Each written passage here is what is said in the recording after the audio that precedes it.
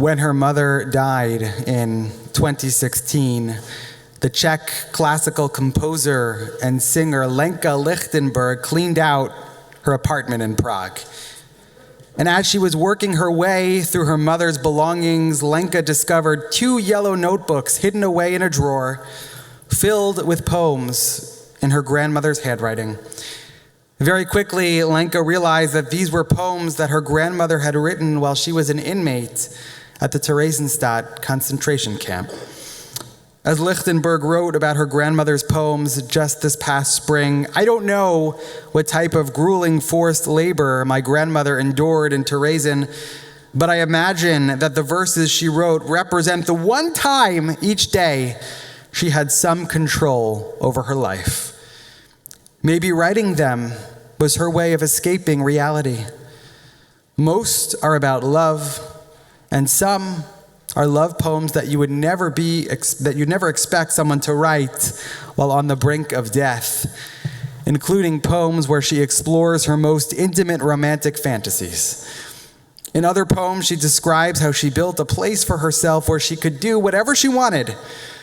She dreamed of this imaginary world to help survive the cruelty of the real world.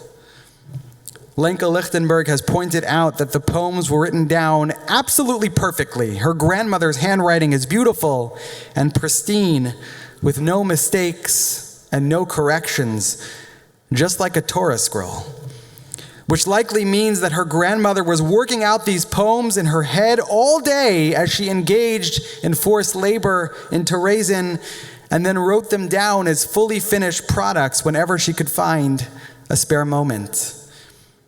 Lenka Lichtenberg didn't want her grandmother's poems to sit silently in a museum, so she set 16 of those poems to music and released them on an album this past spring called Thieves of Dreams.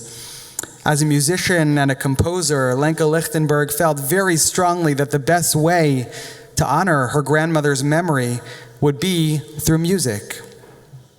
And as I read through those poems and I listened to the album, I was so profoundly moved by the power of the human spirit to create such incredible beauty in the midst of the darkest, most tragic circumstances in human history. One poem in particular struck me, a poem called "What is this place?" In the words of Lenka Lichtenberg's grandmother, Anna Chana Fraisova, "What is this place? Where have we come to? What happened to the way you used to look at me? We are eternally lost and eternally redeemed. In the darkest of nights, remember the sun. Love is the only spring through which our life is born. Cherish your life and regret none of it.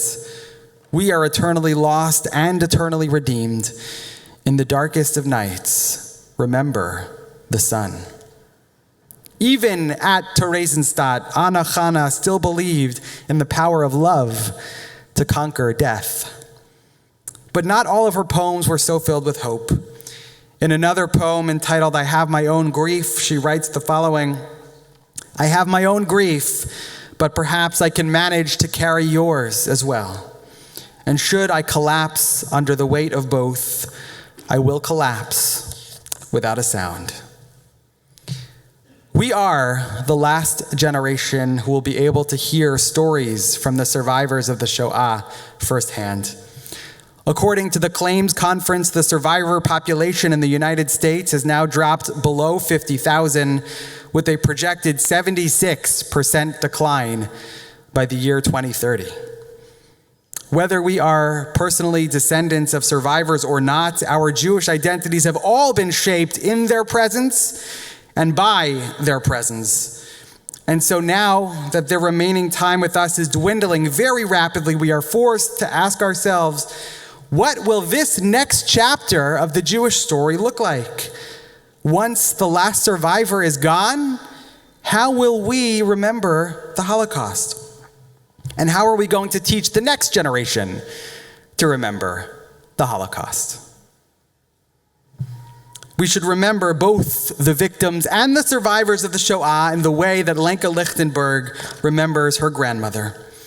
We shouldn't focus only on the suffering they were forced to endure or the death that was imposed upon them. We have an obligation as Jews to focus on the beautiful lives that they lived in spite of that suffering. We should remember that even in the camps, poetry was written, music was composed, art was produced. We should remember the fact that inmates shared their tiny, meager rations with one another to ensure that as many people as possible survived.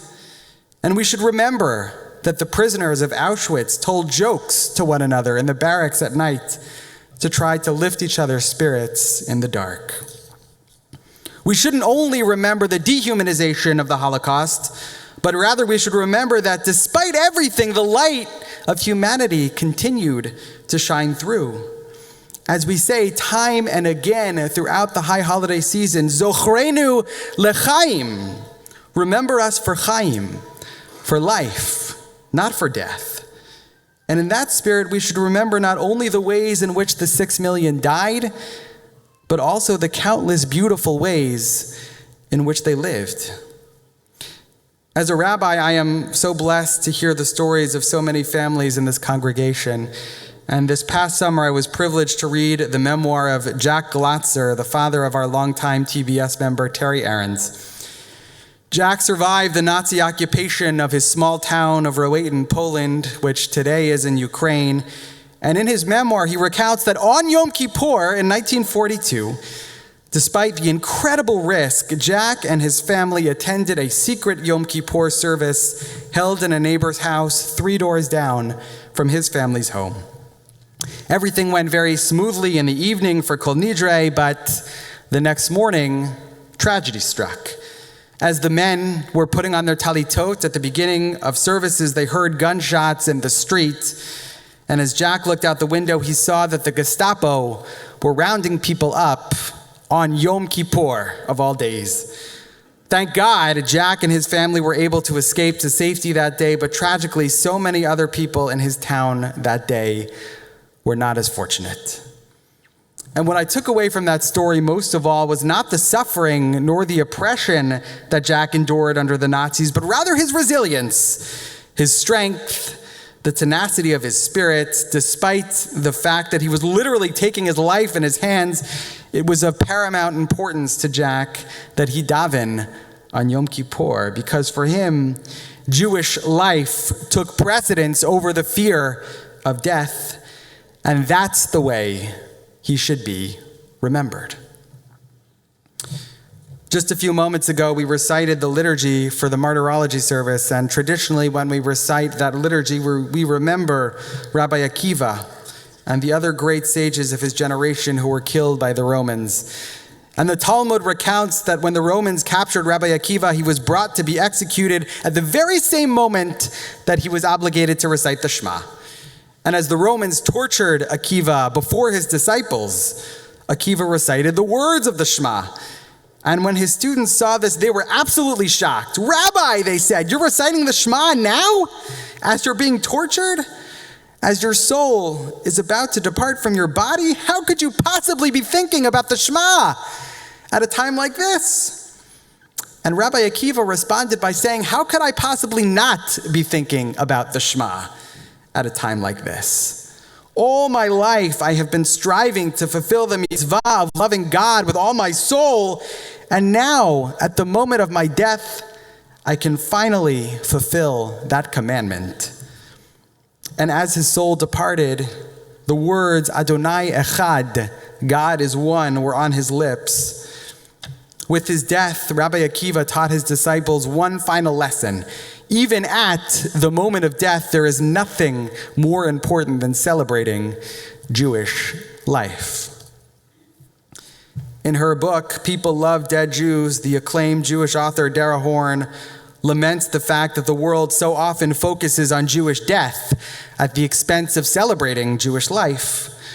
Early on in her career, Dara Horn noticed that her first book to be nominated for a major award wasn't the book that she wrote about Jewish historical sites in Spain, but rather it was the book that she wrote about death camps.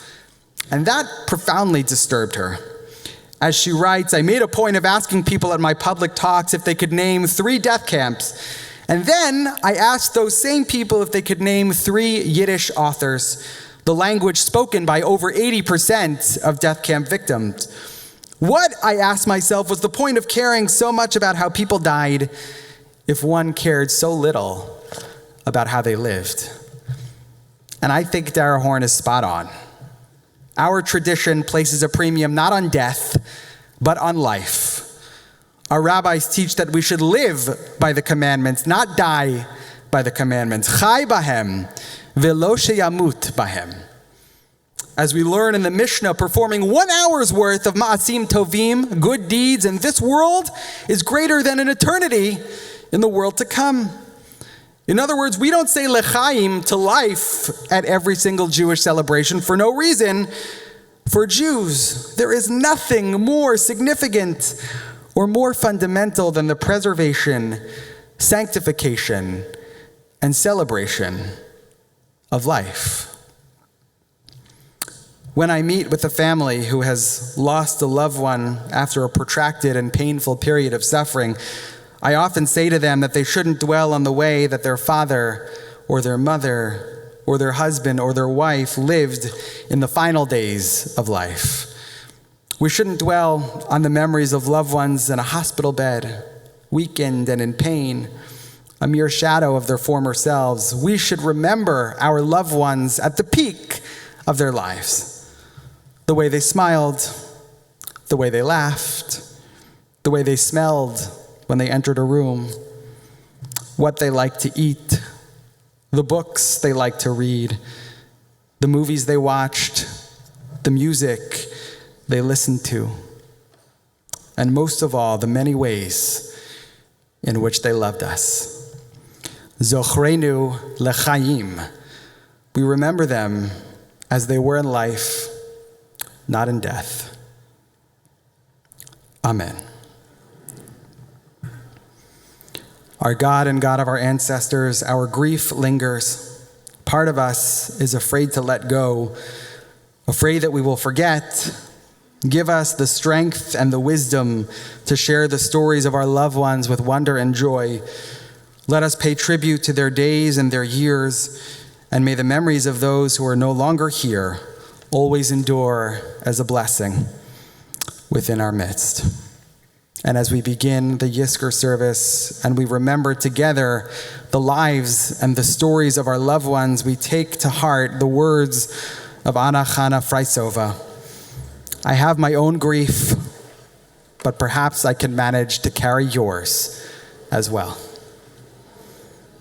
We begin Yizkor on page 290. Please rise.